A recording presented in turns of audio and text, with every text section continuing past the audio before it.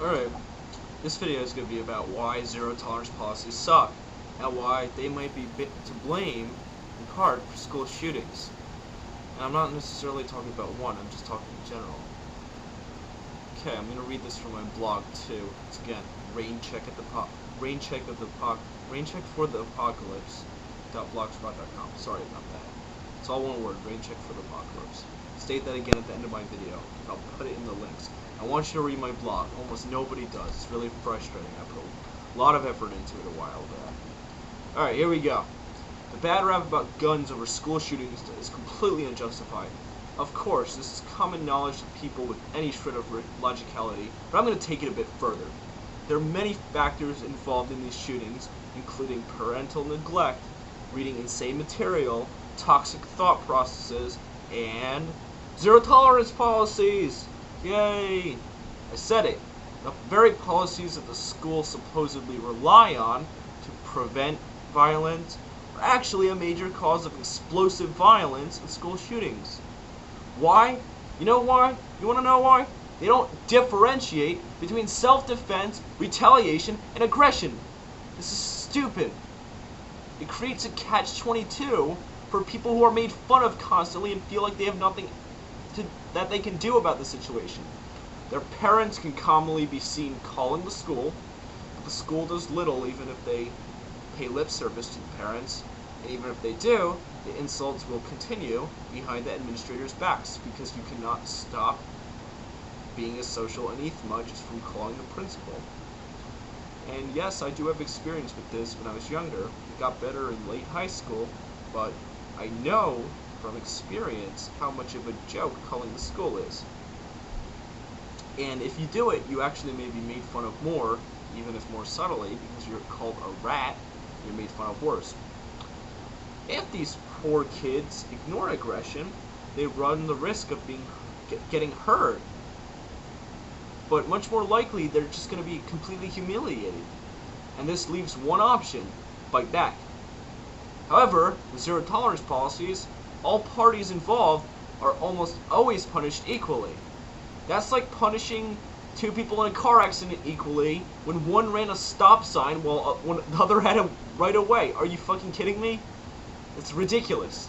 It's asinine. It's stupid. It's brain dead. These school administrators have thick skulls. They're doing it because it's easy. It's easy to follow. It's clear cut. It doesn't require any judgment or effort or thinking power. People are lazy and stupid these days. They need to grow up. And basically, zero tolerance policies lead many who are just trying to defend themselves or stand up for themselves to think they're at fault, even though that's obviously a bunch of nonsense. And this is because many people who are picked on like that have very little confidence. It creates a lot more frustration that's necessary out of an already bad situation. So people who are made fun of and snubbed have no other option other than to suffer or explode, like many school shooters do, and probably a lot more people who just go nuts in school do. And even before these stupid zero tolerance policies, school policy largely started leading up to this. It clears the school's ass of blame no matter what, and makes for an easy method of processing cases without any real critical thought, time, or effort. It's all about processing, not justice, not fairness, not safety even. Just money and efficacy. Well, not efficacy. I think that kind of refers to quality. Or just sloppy, quick work. And just to be clear, I'm not condoning school shootings, and I understand that they're the minority of people put in this situation. Those who have come across certain rhetoric, who are often abused the worst, neglected the worst, have the worst, most pathological thought processes that tell them it's okay to commit such a horrible act, or just come to that conclusion. They're a minority. But just imagine a poor kid who's been verbally and physically abused in school for 8 years. So finally, let's say he works out a little bit, This isn't even an example with me. This is just something I made up, I swear. Finally, he works out for a little bit, and he finally gets the gut to fight back, and in a rage, beats the shit out of one of these bullies. Guess what happens? He's suspended, or worse, maybe expelled. If he does a number on the other guy, of course, he'll probably be expelled. What's more, even if he knows he's in the right, his parents are going to make him feel bad and bitch and whine, especially in a negative family atmosphere.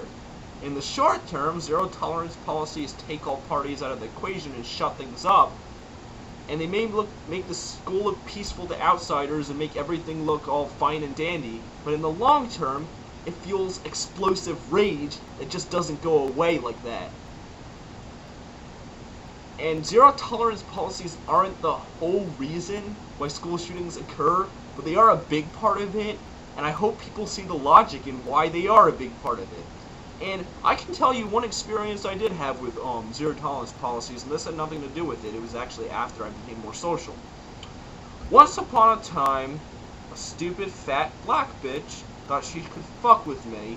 Actually, it was over really nothing. My hand was just on something she wanted to use. It was just a piece of paper or something, and she started screaming at me. I was like, what the fuck? And she started screaming back. I was like, okay, shut up, bitch. And she obviously thought she was some tough ghetto dipshit. So she got up right in my face and said, what'd you call me? And I said, I called you a fucking bitch. And this bitch tried to tackle my ass and tried to body slam me, and I shoved her right onto the floor because I'm not a weakling and I don't put up with fucking bullshit.